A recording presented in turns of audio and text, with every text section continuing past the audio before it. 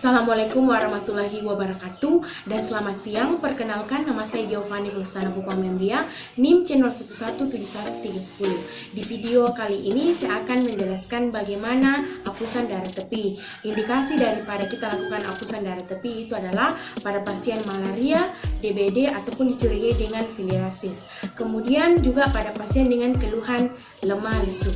Selamat pagi Pak. Silakan duduk. Perkenalkan, nama saya Dr. Giovanni yang bertugas di Departemen Patologi Klinik ini. Kalau boleh tahu Bapak dengan siapa namanya? Pak Ferry. Oke, Bapak Ferry. Umurnya? 43. Pekerjaannya Bapak? PNS. Oke, baik Pak. Kalau boleh tahu Bapak kesini apa tujuannya? Untuk memeriksakan darah. Kalau boleh lihat surat yang rujukannya mana ya Pak? Ini dokter. Oke, baik. Dari Dokter Gina ya? Iya. Oke, baik Pak. Berdasarkan di sini, Dokter Gina meminta saya akan melakukan pemeriksaan hapusan darah tepi. Nah, pemeriksaan hapusan darah tepi itu apa Pak? Nah, nanti saya ambil darahnya di ujung jarinya. Nah, nanti mungkin agak terasa sakit Pak, tapi Bapak tenang saja. Nanti saya akan melakukannya dengan sebaik mungkin agar Bapak tidak merasa sakit. Nah, baik Pak, tujuannya ini agar kita bisa mengetahui apakah ada plasmodium. Plasmodium itu adalah penyebab dari malaria ataupun parasit-parasit lainnya.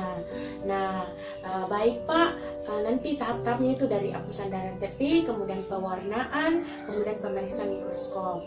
Nah, apakah Bapak bersedia? Siap. Oke, baik. Kalau boleh begitu, saya siapkan alat-alat dan bahan dan saya akan cuci tangan terlebih dahulu ya Pak. Ya. Untuk alat dan bahan, pertama di sini ada dua kaca objek gelas, di mana di belakangnya itu kita sudah menulis identitas pasien. Kemudian di sini ada lancet dan jarumnya, ada pulpen, kemudian alkohol swab, kemudian di sini ada darah palsu, handscoon, di sini ada larutan 3% Gemsa, kemudian di sini ada metanol, sini aquades dan raktabu dengan alat langkah.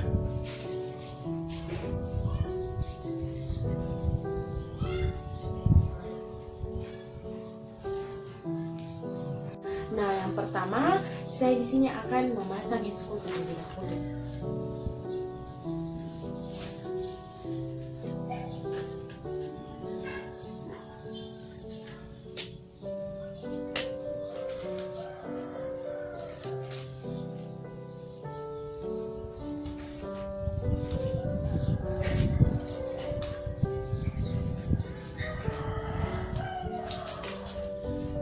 Baik, setelah memasang handscoon, kita akan pertama menulis daripada identifikasi pasien. Nah, baik, tadi namanya Tuan Ferry, umurnya 50 tahun, alamatnya di Toraja.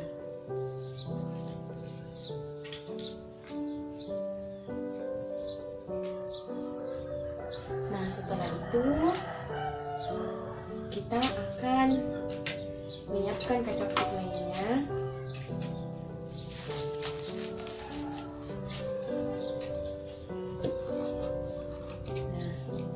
Setelah itu kita akan mengambil jarum lancet dan memasangkannya ke dalam lancet.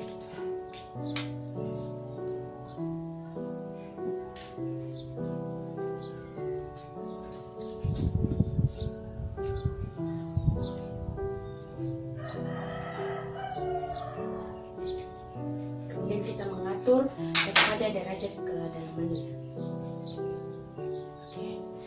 Baik, setelah itu kita mengambil alkohol swab. Permisi Pak, bisa saya tangannya? Oke. Perlahan-perlahan kita akan mengusap samakan dari dalam keluar, kemudian kita buang ke dalam tempat sampah medis. Nah, kemudian setelah itu kita akan melakukan pengusakan secara perlahan. Permisi ya Pak. Ya. Oke, baik. Nah, setelah itu perlahan-perlahan kita akan menekan agar darahnya keluar dan kemudian kita teteskan ke dalam kaca objek. Baik Pak, sudah selesai. Nah, di sini anggaplah saya sudah mengambil darahnya pasien, kemudian saya akan mengambil di sini darahnya pasien, di mana saya akan meneteskannya sebanyak 2 tetes ke kaca objek, di mana kira-kira 1 cm dari bagian tepi kaca objek. 1, 2. Nah, dengan diameter sekitar 3 mm. Nah, setelah itu saya akan mengambil kaca objek. Nah, kemudian di sini saya akan meletakkan kaca objeknya tersebut di atas darahnya, dimana kita tunggu sampai darahnya itu sampai ke ujung daripada kacanya. Nah, kemudian kita akan membentuk sudut 45 derajat. Kemudian setelah itu kita akan dorong ke depan dengan gerakan yang lurus. Oke, baik. 1, 2, 3. Oke, sudah selesai pemeriksaan hapusan darah tipisnya. Kemudian kita akan keringkan di tabung. Nah, baik, di sini acuan identifikasi untuk hapusan darah tipis adalah, pertama kita akan lihat apakah ada plasmodium di dalam eritrosit, dan kita lihat daripada derajat parasitemianya. Kemudian yang kedua, kita akan melihat daripada morfologi maupun jumlah daripada sel darah. Kemudian yang ketiga, kita melihat apakah ada penurunan daripada jumlah trombosit pada pasien dengan dengue hemorrhage fever. Nah, selanjutnya hapusan darah tebal. Nah, baik Pak, selanjutnya hapusan darah tebal ya. Nah, sama seperti tadi, di sini ada kaca objeknya, kita sudah menuliskan identitasnya. Nah, baik, di mana jarumnya tadi itu kita sudah pasang ke dalam lancet. Nah, kemudian saya akan mengambil darahnya pasien lagi. Baik Pak, darahnya dari tangannya, dari jarinya. Oke. Setelah itu kita akan menghapus samakan alkohol, kemudian kita buang ke dalam sampah medis. Nah, setelah itu, baik Pak, saya mulai penusukan ya. Oke, baik. Kemudian kita lakukan penekanan dengan lembut agar darah pasien keluar. Kemudian kita lakukan penetesan ke kaca objek sebanyak 2 tetes. Nah, kemudian kita tekan dengan kapas. Ya, baik ya Pak, supaya darahnya tidak keluar lagi. Nah, dimana anggaplah saya sudah mengambil darah pasien. Di sini saya menggunakan darah palsu. Nah, baik, yang pertama saya akan mengambil 2 tetes terlebih dahulu. Saya akan melakukan penetesan sebanyak 2 titik dengan diameter 3 mm, kemudian dengan jarak sekitar 1 cm dari bagian tepi kaca objek. Nah, setelah itu saya akan mengambil kaca objek yang satunya untuk kita lakukan hapusan. Sama seperti tadi, kita akan letakkan kaca objeknya itu di atas darahnya. Kemudian kita tunggu sampai darahnya itu menyebar ke bagian ujung permukaan. Nah, kemudian kita membentuk sudut 45 derajat untuk melakukan hapusan. Nah, hapusannya ini karena dia tebal, kita akan jangan sampai tipis-tipis. Nah, kemudian kita lakukan pendorongan dengan gerakan satu arah ke depan membentuk seperti lidah. Oke, baik, sudah selesai. Nah, setelah itu kita akan keringkan di tabung. Nah, baik Pak, sudah selesai pemeriksaan daripada hapusan darah tebalnya.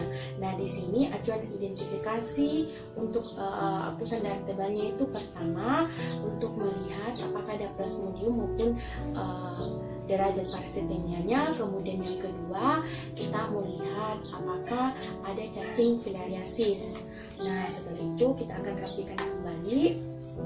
Kemudian saya akan melakukan pewarnaan selanjutnya Pak, agar kita bisa melihat bagaimana keadaan sel darah Bapak tadi. Nah, pertama di sini kita sudah siapkan rak tabung. tabung, di mana di atasnya itu sudah ada 2 kaca objek gelas. Nah, yang pertama di sini saya akan melakukan perendaman metanol ke hapusan darah tipis selama beberapa detik. Nah, kita lakukan perendaman. Nah, dimana jangan sampai terkena dengan hapusan darah tebal, karena nanti bisa hasilnya itu adalah fatal. Setelah itu, di sini saya akan meneteskan larutan Aquades ke hapusan darah tebal agar darah yang sudah kita tadi hapuskan, dimana dia akan hemolisis. Nah, kita teteskan sedikit, dimana kita tunggu selama 15 menit. Nah, setelah 15 menit semuanya sudah kering, hapusan darah tipisnya juga sudah kering, dan hapusan darah tebalnya, selanjutnya kita melakukan pewarnaan Gensa. Nah, di sini saya sudah memiliki pewarnaan Gensa 3%. Saya akan meneteskannya ke hapusan darah tebal, hapusan darah tipis terlebih dahulu. Saya juga meneteskan ke hapusan darah tebal. Nah, setelah itu kita akan diamkan selama 30 menit. Nah, baik. Setelah 30 menit di sini kita akan melakukan meneteskan larutan Aquades untuk melakukan pembersihan. Nah, secara perlahan-perlahan kita lakukan pembersihan. Oke, baik. Setelah itu kita akan mengeringkan kedua kaca objek gelas tersebut dengan membersihkannya. Oke,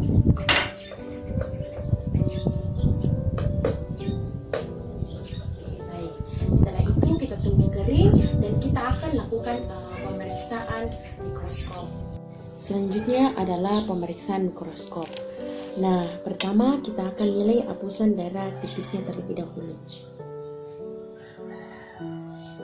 Nah, baik, ini adalah gambar daripada hasil pemeriksaan mikroskopik hapusan darah tipis. Nah, di mana acuan identifikasinya itu untuk plasmodium, kromatiknya itu dia akan pasti berwarna merah, dan kemudian sitoplasmanya itu biasanya dia berwarna ungu kebiru-biruan.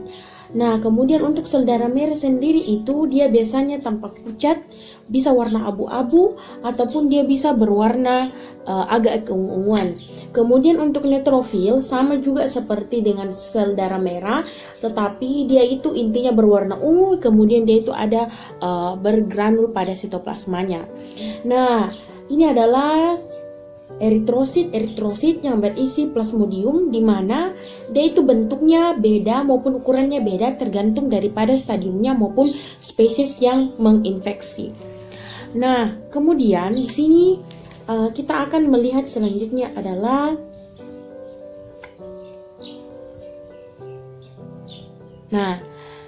pada pemeriksaan hapusan darah tipis, bintik Schiffner itu terlihat pada eritrosit yang mengandung Plasmodium vivax maupun ovale.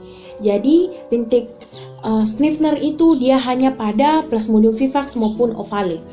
Nah, kemudian untuk bintik Maurer, bintik Maurer itu kasnya itu dia terlihat pada tahap rings dari Plasmodium falciparum. Nah, ini kan seperti rings. Nah, di sini ada bintik-bintiknya, bintik-bintik Maurer. Nah, kemudian untuk hasil mikroskopis dari hapusan darah tebal, nah seperti ini. Hapusan darah tebal itu acuan identifikasinya adalah sama seperti hapusan darah tipis untuk melihat daripada plasmodium dan tingkat daripada parasitemianya. Kemudian di sini kita juga bisa nilai pada Plasmodium vivax maupun ovale dari bintik Schiffner-nya. Nah, di sini plasmodiumnya itu kentara, kromatinnya itu berwarna merah, kemudian sitoplasmanya itu ungu biru. Nah, kemudian kita juga lihat biasanya di sini ada jika terinfeksi daripada cacing filariasis, di sini tampakkan nanti cacing-cacing filariasisnya. Baik, setelah pemeriksaan mikroskopi, selanjutnya saya akan merapikan alat. Kemudian saya akan membuangnya ke tempat sampah medis maupun non medis sesuai dengan kategorinya. Kemudian saya melepaskan handscoon saya. Kemudian setelah itu saya akan melakukan cuci tangan dengan bangka.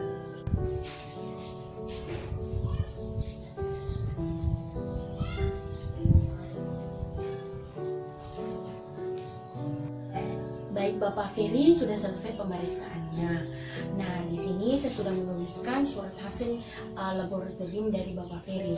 Berdasarkan hasil labnya di sini, Pak, di mana pada pemeriksaan hapusan dan tulis tadi, Pak, ditemukannya adanya plasmodium. Nah, plasmodium itu, Pak, adalah sebuah parasit yang menyebabkan malaria. Nah, kemudian, Pak, malaria itu Bapak sudah tahu kan? Nah, malaria itu, Pak, selanjutnya kita akan obati. Nah, mungkin hasilnya ini nanti Bapak kembali ke Dokter Gina untuk diberikan obatnya. Nah, baik, Pak, ada Bapak yang perlu tanyakan lagi mengenai hasilnya? Tidak ada, dokter. Oke, baik. Ya, terima kasih. Pak. Selamat siang ya, Pak. Demikianlah video CSL mengenai hapusan daerah tepi. Saya Giovanni Kristana Putra Membia. Mohon pamit undur diri. Mohon maaf apabila ada salah dan kata. Sekian dan terima kasih.